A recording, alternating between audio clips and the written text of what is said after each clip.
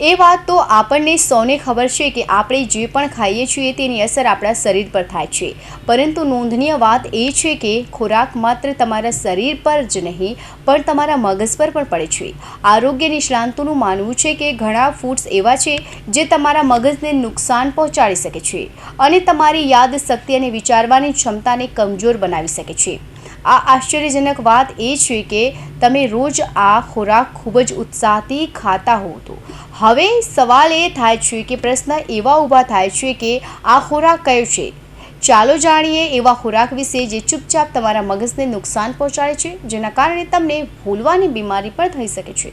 ગળ્યો ખોરાક અને પીણા. સોડા, મીઠાઈઓ અને મીઠા જ્યુસમાં રહેલી ખાંડ હિપ્પોકેમ્પસને નુકસાન પહોંચાડી શકે છે, જે તમારા મગજનો તે ભાગ છે જે યાદશક્તિને સાંભળે છે, જેથી યાદશક્તિ સંબંધિત સમસ્યાઓ થઈ શકે છે. તળેલા ખોરાક. ફ્રેન્ચ ફ્રાઈઝ, ચિપ્સ અથવા તળેલા નાસ્તા જેવા ખોરાક મગજમાં સોજો પેદા કરી શકે છે. તળતી વખતે નીકળેલા એક્રેલામાઇડ જેવા કેમિકલ્સ મગજના કોષો માટે ઝેરી હોઈ શકે છે અને તમારી વિચારસરણી અને યાદશક્તિને નુકસાન પહોંચાડી શકે છે. શુદ્ધ કાર્બોહાઈડ્રેટ્સ. સફેદ બ્રેડ, કૂકીઝ અને ચિપ્સમાં પોષક તત્વો અને ફાઇબર નથી હોતો.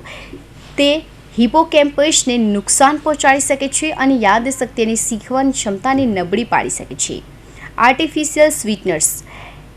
એસ્પાર્ટમેન્ટ્સ અને સુક્રોઝ જેવા આર્ટિફિશિયલ સ્વીટનર્સ સોજો વધારી શકે છે, મગજના કોષોની એકબીજા સાથે જોડવાની ક્ષમતાને નુકસાન પહોંચાડી શકે છે અને યાદશક્તિ કમજોર બનાવી શકે છે.